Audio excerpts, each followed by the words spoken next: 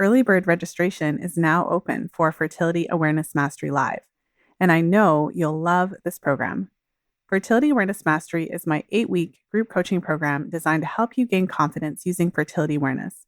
Whether you're actively avoiding pregnancy or looking to optimize your cycles for conception, we have a spot for you. We start the first week of May. Will you be joining us? Head over to fertilityfriday.com/FAM, as in Fertility Awareness Mastery, FAM, to register today. That's fertilityfriday.com/FAM. This episode is brought to you by the Fertility Awareness Mastery Charting Workbook, the first beautifully designed, fully customizable paper charting workbook designed with you in mind. With 3 years worth of charting pages, the Fertility Awareness Mastery Charting Workbook has you covered. If you've been looking for a solid alternative to charting apps, you'll love this charting workbook. The Fertility Awareness Mastery Charting Workbook is available in both Fahrenheit and Celsius editions, and it's available in spiral-bound, paperback, and ebook versions. Head over to fertilityfriday.com/workbook to order your copy today. That's fertilityfriday.com/workbook. This is the Fertility Friday podcast, episode number 307.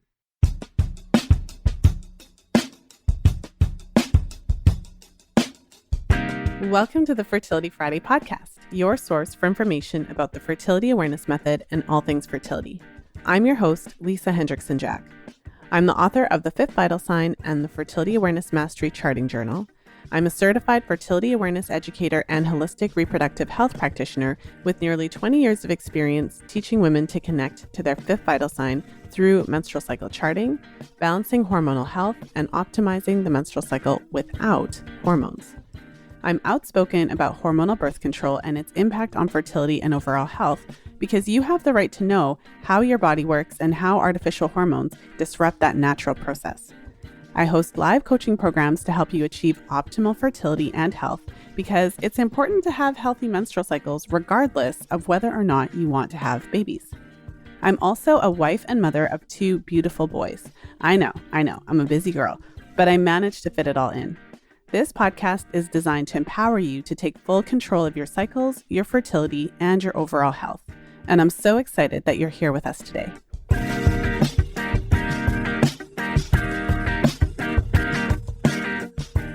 Today I'm sharing a new episode in my Fertility Awareness Reality series with my client, Korrin. And we really jump into what turned out to be a really interesting cycle. So when I'm doing group sessions, one of the great opportunities that it presents is for everybody to see just a range of different cycles, a range of different situations. And in our group, we had a couple different interesting situations come up with regards to cycle irregularities. So as this episode is coming out, it's very timely because if you're listening to this episode in real time, we're in the midst of a really strange period of time where a lot of us are under a lot of stress because there's a lot of uncertainty. And so many of you who are tracking your cycles may or may not notice some changes or some differences. So in today's episode, we talk about Korrin's experience with what appears to be an anovulatory cycle, something that she hadn't experienced before. And I think there were members of the group that were saying to her, thanks for having this really complicated cycle for all of us to learn from in the group. And it's kind of like a joke because obviously you can't control that, but it really gave and always does give a really great opportunity to gain some insights. So without further ado, let's jump into today's call with Korrin.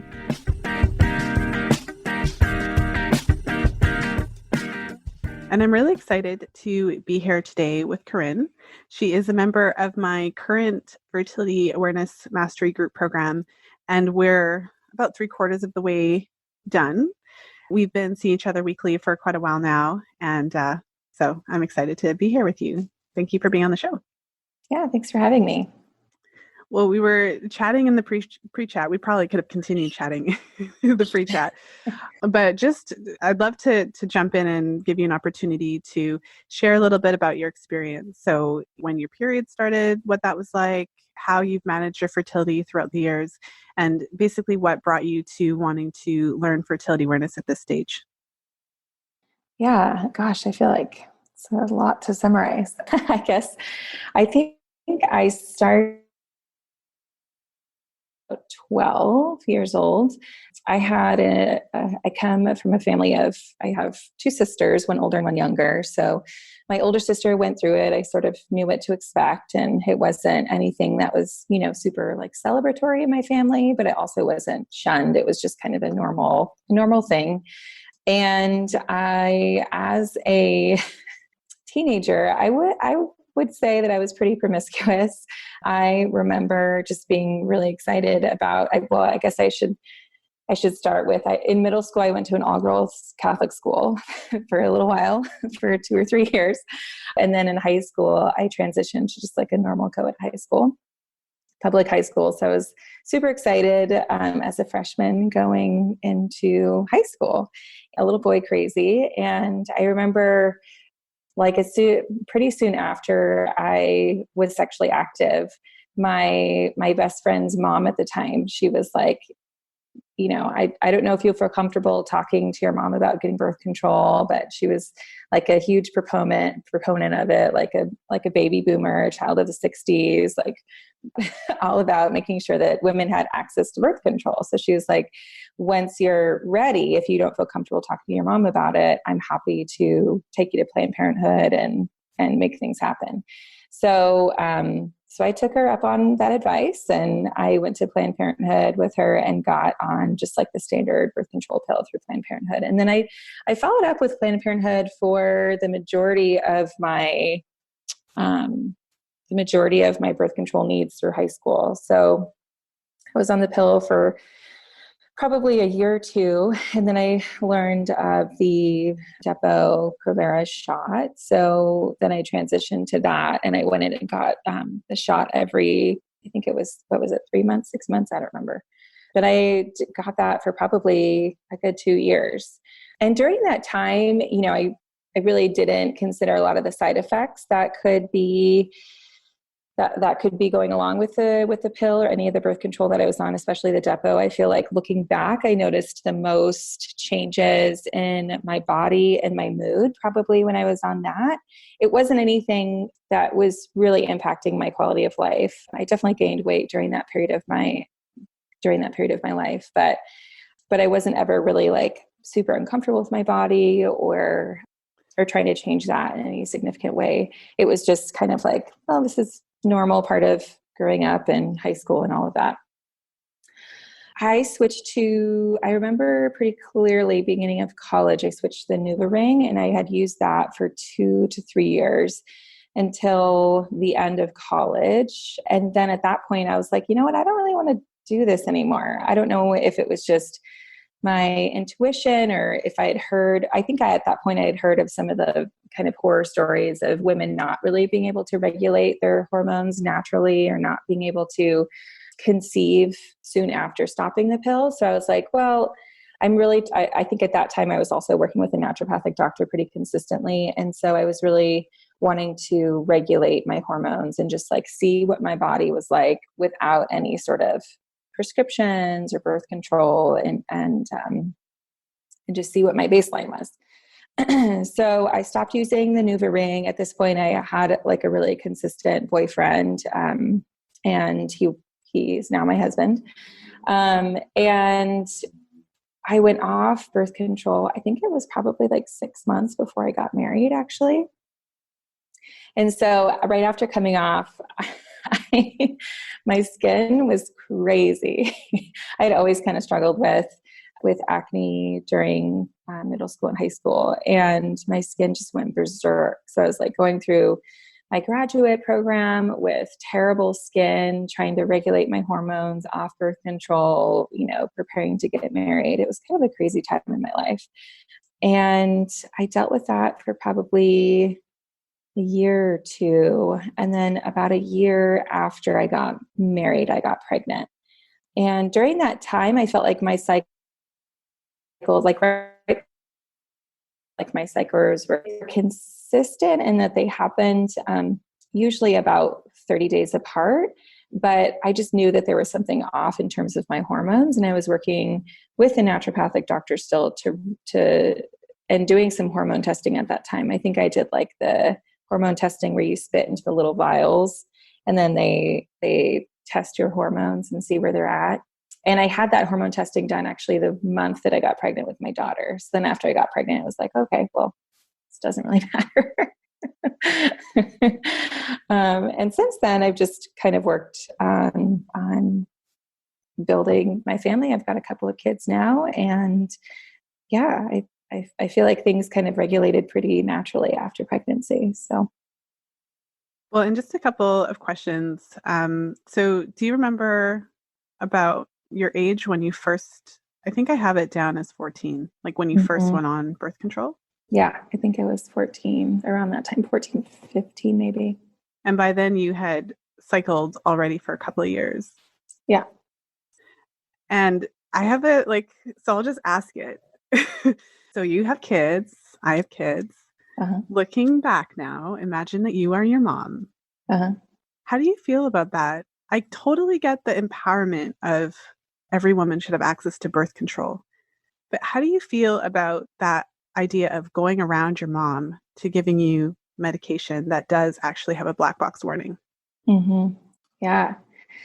I definitely have mixed feelings about it. I mean, I've thought about this so much. My daughter is 7, and I mean, there will come a point where we talk about it and have that discussion. I'm sure that my mom knew. I don't think it was information that was hidden from my mom. It was just a situation that I didn't feel comfortable going to her and talking to her about. So, but I'm sure that she knew, and I think at some point I, was able to have conversations with her about it. But yeah, I don't know. I'm still having the conversations with my husband about how we're really going to work through that and handle that as parents with our own child. And I'd love to say that like she's going to be really, really interested in learning about fertility awareness and excited to learn more about her body and track her symptoms so that she can know where she's at in her cycle. But then at the same time, I'm thinking back to when I was a teenager and I just didn't have that kind of a relationship with my mom. So I know for me, I probably would have looked at her and rolled my eyes and said, no, there's no way. So yeah, it's such a hard one. Such a hard one. Well, and I mean, anyone who's listening who either is a parent or like an auntie or your friends have, like, if you're around kids, they come out with their own personalities and their own thoughts, and like they're their own humans. So you can have whatever ideas that you want, but it doesn't mean that it's going to fly when your daughter or son is at that age. But I don't have an answer to the question. And by asking that question, I'm not trying to say that there is a correct answer. Yeah. I'm posing the question because as a parent, that actually gives me some degree of stress. The thought that it's considered okay to go around you, because it's all fine as long as nobody gets like a serious side effect. Mm-hmm. But mm-hmm. friend's mom who's putting my kid on birth control, like if my daughter ends up in the hospital because she's got pulmonary embolisms, are you gonna are you gonna supervise her recovery? Because I'm pretty sure as the parent, that's my job. So that's why I'm asking the question, because we think of the pill like Tic Tacs. Yeah, we do, certainly. Yeah, but they are not Tic Tacs, and so. Right. But anyways, it's just an interesting thought now, and I'm like, as you mentioned, you've reflected on it now that you're a parent, and there's no answer. Yeah, I think it's such like a individualized situation. Like every family is going to be different. Every child is going to be different. Parents, have different beliefs about the pill. I mean, there's just that there's a right. Yeah, I agree. It's like stressful to think about. And I hope when we get to that point, like we're just really trying to have a much more, I think, open communication style with her and encouraging her to like bring issues that she has school home so that we can talk about it together, how to handle different situations. So I'm hoping that that's going to continue, but I guess I know how I was as a teenager. So I'm not I'm not super optimistic, but at the same time, like, it would be great. It'd be great if we could have a conversation that, like, there are other options out there than just the pill. And maybe she's not going to be sexually active at all until later in her life. And it won't be a conversation that we have super early. I mean, there's no way to predict the future. Well, it'll be interesting, I think, as the years go by. Yes. Because I feel like as my kids get older, because my kids are about the same age as your kids. So my son is 7 as we're recording this, and my eldest son is 7, my youngest son is 4. And so, yes, I have 2 boys, who are going to learn all about them. Like there's no, like, boys don't get to learn about it. It's all going to be about the vaginas and yes. So they'll have a different experience, and I can't tell them what choices to make, but they'll have the information, like whether they like it or not. That much I know. We'll just see how it turns out. So, to just wait for the update. Yeah. But we can kind of shift back. I did want to take that tangent for a moment, but so you've had a couple of kids. So share with us how you're managing your fertility, and then what kind of drew you to want to move in the direction of fertility awareness. So in between pregnancies, I tried the Paragard IUD. I had kind of a rough pregnancy the first go around, and I just really wanted to have the time to focus on nursing. And I had finished up my graduate program and started my internship in dietetics. So I just needed some time afterwards, and it wasn't something that I wanted to be worried about. I'd heard about the fertility awareness method, and I had read the fertility awareness method book. What is it? Is that what it's called? Taking charge of your fertility. Yes. Taking charge of your, thank you. So I had read that, I think, during my first pregnancy, but it just never felt like, it didn't feel like there were solid enough rules. It didn't just feel like it didn't feel solid for birth control. Or for fertility planning. So in between pregnancies, I actually tried the Paragard IUD, and I took that out before trying to get pregnant with my son. And it took a little while to get pregnant with him. I think we were trying for 6 or 7 months. But once again, I think it was really like a timing issue, since I've learned more about fertility awareness since then. And then after he was born, I went and got another Paragard. So that's what I have been using. And I think I just really wanted to learn more about this concrete method where there are very specific rules, and it seems like you're either fertile or you're not. I think that's the thing that's been most enlightening, honestly, about taking the course and reading your book. There's a pretty clear, like, okay, if this happens, then you're fertile, and you're not fertile at all during this time. So that's been really nice, just to have a more black and white set of rules, where even if you might just be a little bit, it's like, even if you're just a little bit fertile, you're still fertile. Yes. Well, and you know how I would address that already. Yes. So you already know what I'm about to say, which is like, you can't be a little bit fertile. A little bit fertile. You're either fertile or not, because it's either you're pregnant or not. So you can't be like a little bit, I'm just a little bit pregnant. No, you're not. Right. You're pregnant. You're pregnant or you're not. You're fertile. So anyway, that's just been, I think that's been the most helpful thing to learn about the signs and what we're looking for in taking your course. Well, and I just have one question, because I've gotten in the habit of asking whenever I'm speaking to someone who's had an IUD placed. So the first time you used the Paragard was after you had your first child. Is that right? And then did the insertion hurt, or was it okay? Was it? So I got it very soon after natural childbirth. So I guess it's all within the context of having a baby without any medication. But I got it just through my midwife, and I don't believe that they used any sort of numbing medication or anything. It was just like, okay, we're going to use the speculum, and then get the IUD in your uterus, and it wasn't comfortable by any means. But I think looking back on it, it was intense cramping for a day or two, and then it calmed down after that. It wasn't anything that it really impacted my ability to take care of my family or my baby at that time. So it was manageable. But once again, I think it's all within the context of having that natural childbirth 12 weeks prior. Push out a baby. It's the concept of pain is a little different, I suppose. Yeah. And just like the cervix is different too, right? Yes.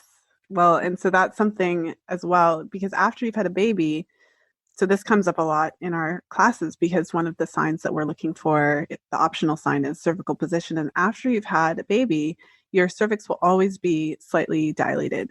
And that's just how it will be. And so you still can feel the changes in the cervical position throughout your cycle, but there'll always be like a tiny little just dilation. And that's fine. But with that said, if you're getting an IUD, then if there's always a bit of dilation and it's always slightly opened, that would potentially mean that it would be not as painful to get an IUD placed after you've had a baby or after you've had some sort of procedure that required your cervix opening. Yeah, I remember my best friend, she got an IUD, I think like, I don't know, 5 years before I did. And she hadn't had any children. And she said it was like probably one of the most painful things that she had been through at that point in her life. So I was kind of prepared for that as well. I was kind of thinking worst case scenario. So when I got it, I was like, oh, okay, well, this feels like, I had cramping as a part of the period, like no big deal, but it wasn't comfortable. Well, thank you for sharing that. I mean, I feel, especially just after all of the IUD pill reality series that I've done, I feel like it's, and also these episodes as well, but I feel like it's like a public service announcement to anybody who's planning to get an IUD placed or removed. You have the right to ask for numbing medication. And if the doctor refuses to provide it, then refuse them and find a doctor who will, because there's no reason why you should have this seriously painful experience for something that should really just be fairly straightforward, Yeah. And that's what my second experience was, getting an IUD after my son was born. I was following up with an OB because he was breech and I had a cesarean section. So instead of using a midwife, I had OB care during that time. So after he was born, I went in with her to have an IUD placed, and she had it all set up, used the numbing medication. And it was a much different experience. It took a longer period of time, but it was more comfortable. There was not as much cramping. It wasn't just not as much discomfort after that experience by any means. Well, that's interesting, because then you actually had both experiences. And I mean, what I've gathered so far is that the only difference is the doctor you happen to get. Yeah. So instead of leaving it up to chance, you have now you know, as they say, now you know. So you have the right to ask for numbing medication if the doctor's kind of like, we don't do that here, or no one does that, or otherwise gaslights or ignores or minimizes your request.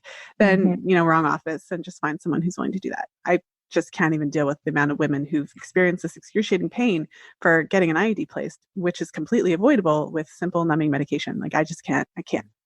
Yeah. So I'm just going to let that go. So we can All right. Well, let's jump into the session part of our session. I'm just going to share my screen so we can take a look at your charts.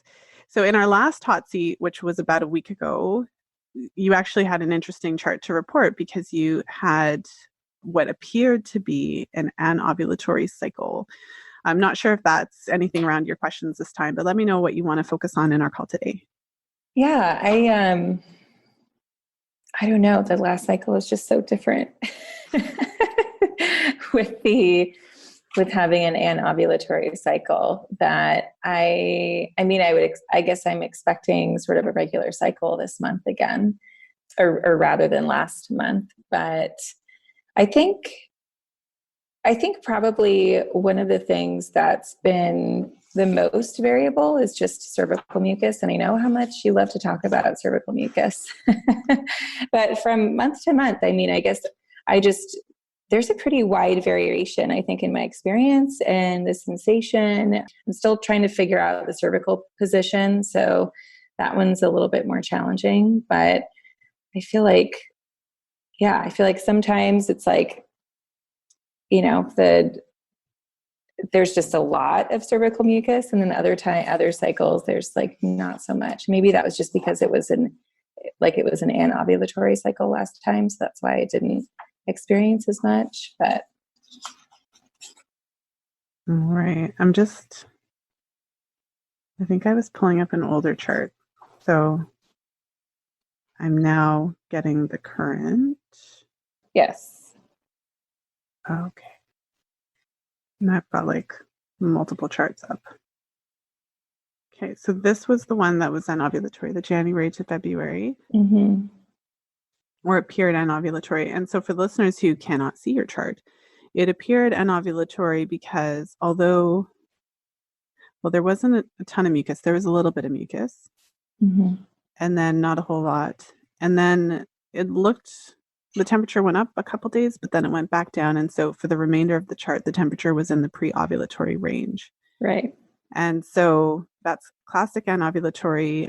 When I've seen anovulatory cycles, typically you're seeing temperature patterns that are either just staying in the pre-ovulatory range, or they might kind of be erratic, but either way, there's no discernible pattern and there's no discernible shift. And then also your cervix remained in like that low position on your chart the whole time. So there's just no signs of ovulation. And in your previous cycles, it's quite clear when you ovulate, you've got a temp shift. So this was obviously very different to the previous ones. Yeah. And I had the travel in the middle too. So yes. And we had the perfectly timed travel right around the time that it looked like ovulation could have taken place. So it also made sense in the context of what we were seeing in the chart. So now we're into the February-March chart. Let's see. I think one of the things that was, I guess, sort of interesting is when we were talking about like what you've noted from other women that we've worked with about their cycle, like their actual menstruation after an anovulatory cycle. I think you mentioned like it tends to last a little bit longer. And that was definitely my experience this month. It was like I was actually bleeding for 7 days, which isn't typical for me. I'm more of like 5 days. And then you're like, definitely keep an eye out for mucus earlier rather than later. There might not be any pre-ovulatory dry days. And that seemed to be kind of the case as well. Well, one of the things we talked about in general with anovulatory bleeding was, why is it happening? So for some women, in your case, you have a history of robust ovulatory cycles. So I was on the hunt looking through the research literature and also consulting with some colleagues for additional information on this, because I've heard different explanations as to why it happens. So for anyone who's listening who doesn't know what we're talking about, an anovulatory cycle is essentially, it appears to be a menstrual cycle. So it starts with your period, and then it typically lasts about as long or possibly longer than a regular cycle, but you don't have signs of ovulation. So you didn't actually ovulate, but you do have a bleed. So some women experience the bleed as a bit lighter and a bit shorter than their typical menstruation. But other women experience it as like a full, heavy, what seems to be like fairly normal bleed, although there's usually some differences, I guess. But either way, you're getting this bleed sort of around the time that you would expect your actual period, but it's not a period in the sense that you didn't actually ovulate. And so, one of the reasons behind it when you look at the literature is that when you have a cycle like that, you are experiencing the effects of estrogen throughout the cycle. So you may have a follicle developing or several. And so this estrogen is causing the uterine lining to thicken and develop as it should. But because ovulation is delayed or ovulation isn't happening, the lining can build up to a point that it essentially starts to like it's built up to the point that it's like something has to give. And so the bleeding then releases as a result of this kind of excess uterine lining. And so in that case, if you think about it from that perspective, it would make sense that sometimes some women may experience the bleeding to be quite heavy, like a regular period, or in your case, even a bit longer than your typical menstruation. Yeah, it was definitely a bit longer, and it just seemed to kind of like not go away. Towards the end, it was just a little more, it was definitely atypical for me. Mm-hmm. Well, and so, I mean, the things to watch for, this is why it is important to chart with the kind of concept in the back of your mind that charting is not about understanding what your cycles are typically like and expecting it just to repeat. Mm-hmm. Charting is about really starting to get in there and understand that what you're doing is observing. You're not controlling anything.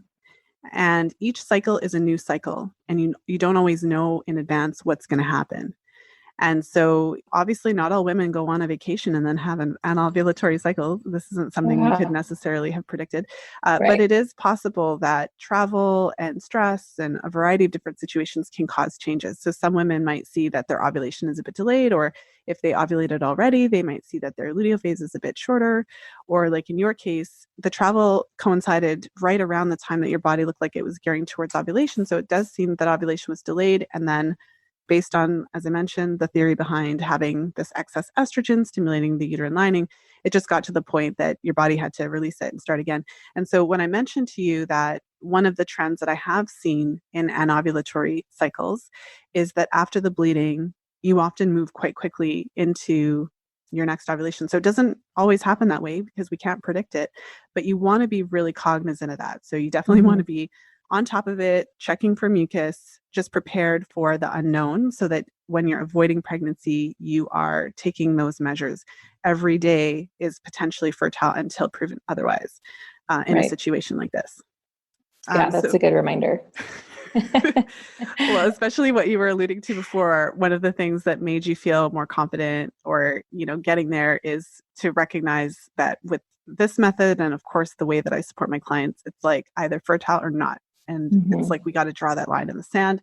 And those during the pre-ovulatory phase, one of the other things I mentioned to you last time was that even though you started a new chart, so technically we're on, what's the date today? Technically we're on day 14. Is that what day we're on? Yep.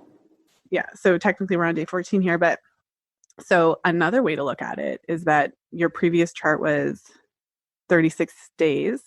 So 36 plus 14 is 50. So another way to look at it is that we are on day 50 because there was no ovulation. Right. So there's no, again, it's not like there's no right or wrong. No one's coming to, no one's going to give you a star on your chart or give you a red X. So there's no kind of right way to do it, but it's helpful to keep that in mind because one way of looking at that is that it's just this really long cycle because technically the cycle doesn't end until you've truly ovulated and you have your true menstrual period at the end. Mm-hmm.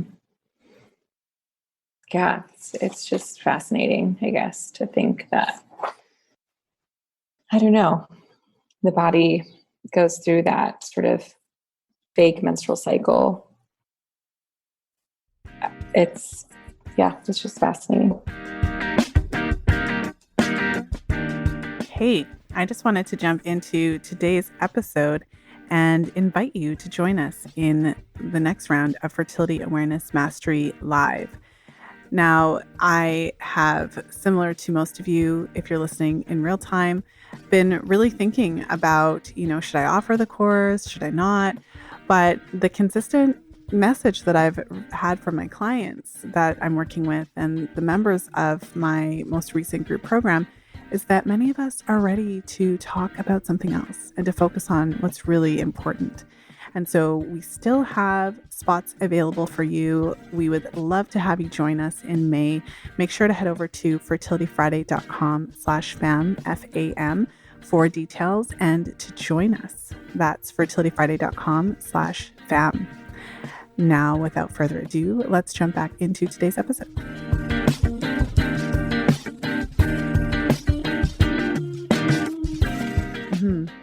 Well, and the way that I've witnessed it always appears to be a bit of a reset.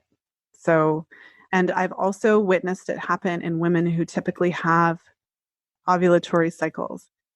So they have that strong established HPO connection. So the hypothalamus, pituitary, ovarian axis, this communication is strong, it's robust. So this isn't a situation where there's an endocrine issue or any other, like it's literally a situation where something has delayed ovulation and your body's just resetting itself. Mm-hmm. And because of course, one of the questions would be, there are women who have 50-day cycles and there's no bleeding in between.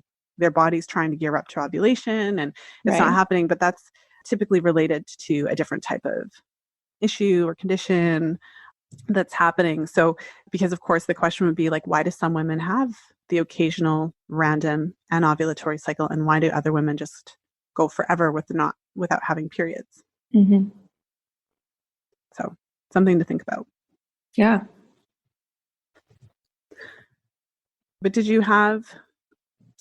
I know one of your main focuses for joining the class was to feel more confident using the method for birth control.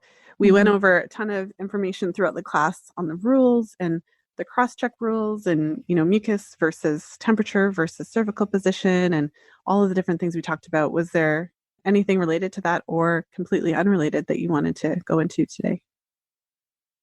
I don't think I think it's just going to be this continual learning process for me, honestly. I'm just giving myself a lot of time. And I think that's a really appropriate reminder for me, just like to go into each day, just observing what my body's trying to tell me. And I think that's the thing that really spoke to me the most from your book and throughout the course that we've done is just like, our body's really trying to communicate different things to us all the time. So it's really our job to listen and observe. And I think just through charting, it's given me that extra motivation and just reminder to actually record what those things are that my body's telling me and communicating to me. So I think it's just going to be this continual learning process, like, and really not to have any expectations of what my body's going to be doing.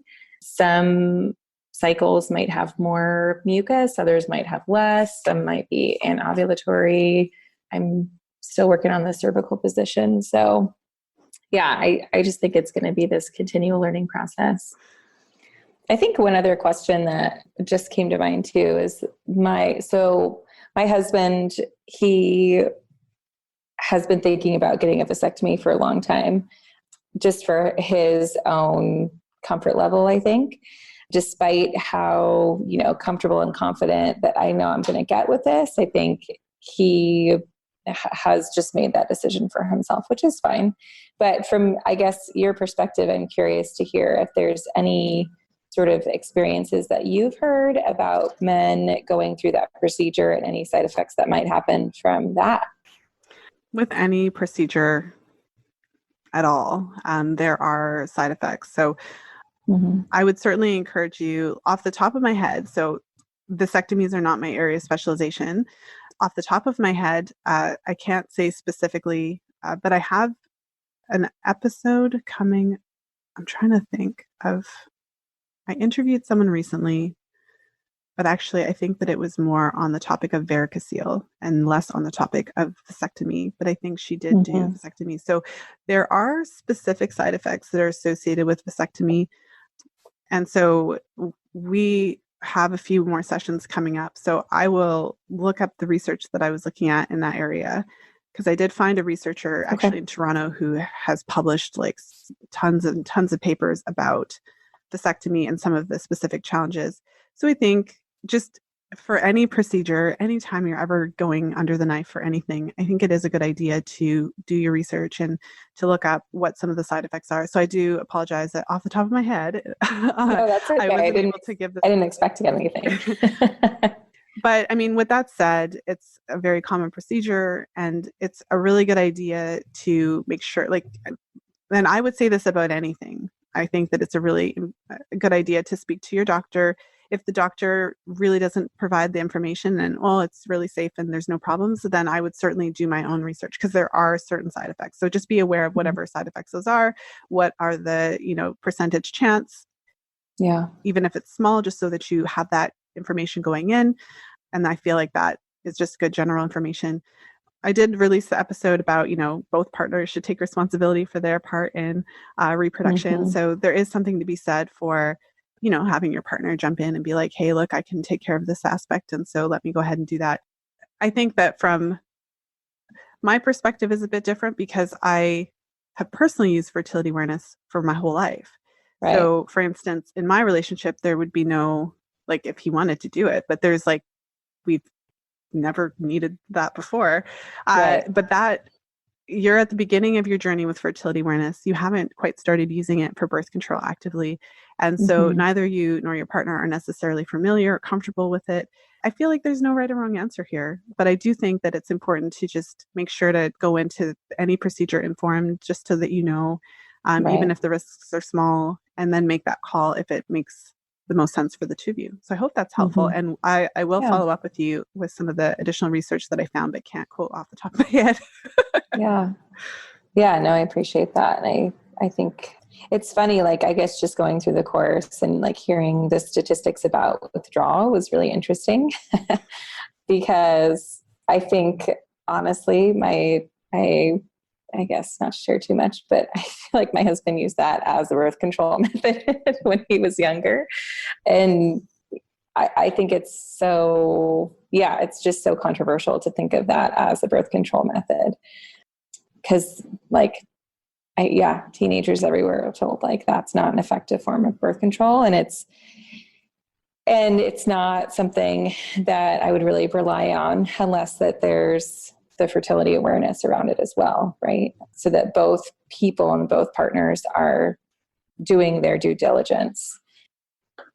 Well, I know you want to jump in and say something about that. Well, I know. So I just want to, I suppose, just acknowledge. I mean, you're not alone. I've shared many times a little tongue in cheek where, we'll get into the class and you've got a group of women and someone will be like, so, but are you saying that there's a time in the cycle where he can actually ejaculate inside of my body and I won't get pregnant? Because even though they've read Taking Charge of Their Fertility and possibly my book and listened to 100 podcast episodes, they're still there with like, hold on a minute. So you're telling me that like he can actually ejaculate inside my body and pregnancy won't occur at certain types of the cycle. And so it's really hard you can't you can't fully deprogram your what you've been taught by reading. Mm-hmm. The only way to deprogram what you've been taught is by learning the method, taking all of the time you need, taking the time to chart so that you understand everything theoretically, so that you get it all, and then you actually have unprotected sex. And then when your period comes, and then it comes the night, like the next cycle and the next cycle, that is really the only actual evidence that will ever help you to move past the fear. Does that make sense? Because there's a difference between reading it and understanding it intellectually and actually knowing it. Right. And so, and all women who learn fertility awareness have to go through that very scary process of learning. It's like walking into fire. You're just terrified that you're going to get burned until you get to the other side and you're like, wow, this is real. And so many of my clients freak out. They'll follow all the rules. They have sex the first time. And then they're convinced like, oh my gosh, Lisa, I know you told me that I was going to freak out, but I really didn't think I would, but I totally freaked out. And I had plan B, like I was like ready for everything. And then my period came and I was like, oh my gosh, this worked.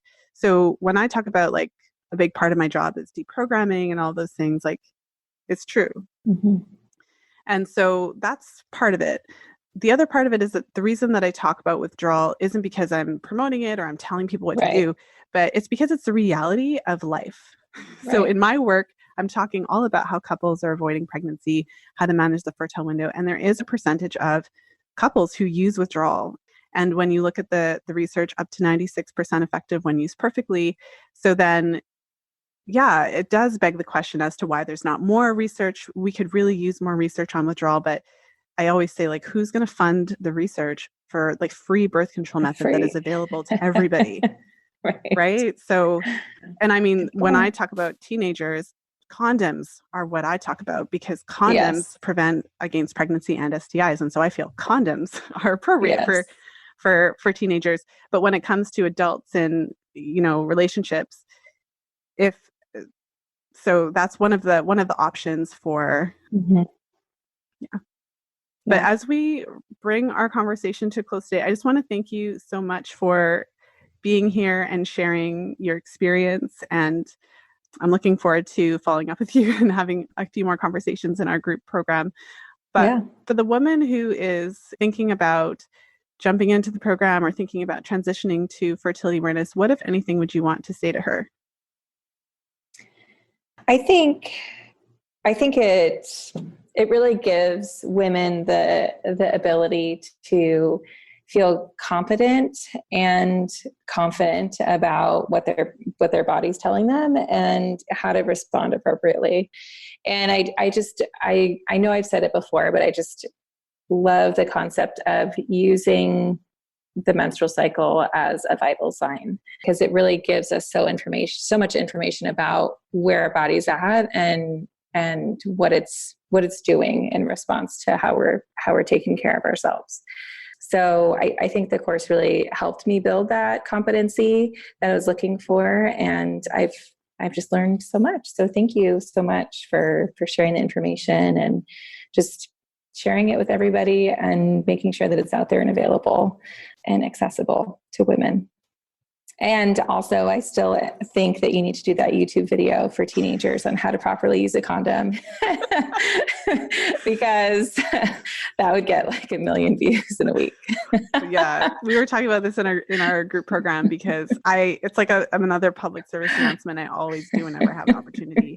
Like, does everybody know that you can't use oil with condoms? And there are people listening right now that are like, what is she talking about? But if you use oil, whether it's coconut oil or whatever kind of oil, any oil, it eventually dissolves the condom. So if this is new to you, like as they say, if you don't know, now you know. So YouTube it, live and learn. And maybe someday I will also make a video publicly showing me like rubbing a condom with oil until it snaps. Literally disintegrates in my hands. Yes. Well, thank you so much for being here, Korrin. I love doing these episodes, and I know that my clients love them too. So I'm always happy to just provide that space to allow you to share your story. So thank you so much. Yeah. Thank you. Thank you for listening. If you enjoyed today's show, please share it with a friend. You'll find the show notes page for today's episode over at fertilityfriday.com/307. I hope that you enjoyed today's interview with Korrin. I love doing these episodes. I love having the additional chance to chat with my clients and to share these sessions with you and to really give you a window and insight into what it's like to transition to fertility awareness. And also to give you the courage to know that women are really doing this. It's not something that is so new or so fringe that no one is doing it. One of the comments that I had in both groups this time around was that none of my friends do this. I was starting to feel like a weirdo. I really felt like there had to be a better way, but nobody that I knew personally was actively charting. And so being part of this group was really helpful, because then you're surrounded by women who are, doing the same thing that you are, and it really normalizes it. And actually, I was interviewed by a woman the other day who mentioned that she had also learned to chart in college, and, all of her friends were charting. And so she had this experience of just it being super normal, and all the people she knows does it. And that was my experience, because I discovered charting in college and I was surrounded by women who were doing it. And so it was totally normal and not strange. And there were plenty of women around me who were actively using this method to avoid pregnancy, and they were quite serious about avoiding pregnancy, and they were successfully able to do it.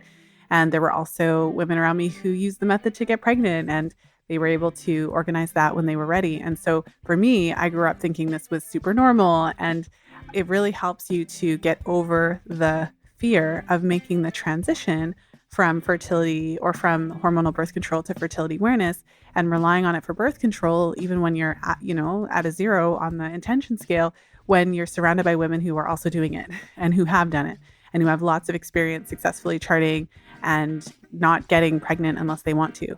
So if anything, a big part of why I do this series, and I continue to do it and I continue to add episodes to it, is because I just want to help to normalize this. Because ultimately, it should be normal. It is completely possible to avoid pregnancy without hormones. We don't need to be medicated in order to avoid pregnancy.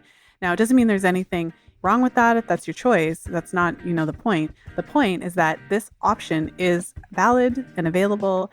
And, I don't have a count of women around the world who are using fertility awareness charting, But if we're not at the 100,000s or millions yet, we will be.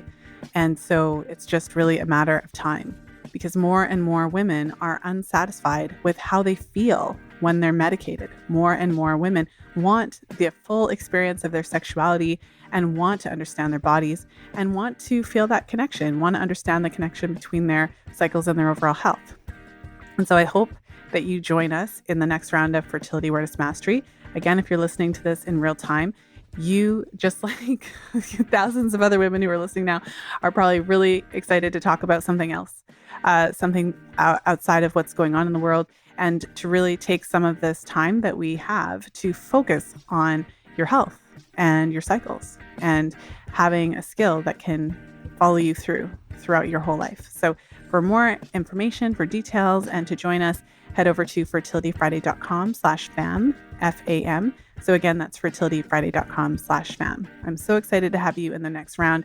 We still have a spot for you at the time I'm recording this. I still have a few spaces available. So fertilityfriday.com/fam. And with that said, I want to thank you for tuning in today, for spending some time with us. I appreciate all of you for being part of the community, for sharing the episodes with your friends, and for helping to spread the word about fertility awareness. So I will bid you adieu. And of course, until next time, be well and happy charting.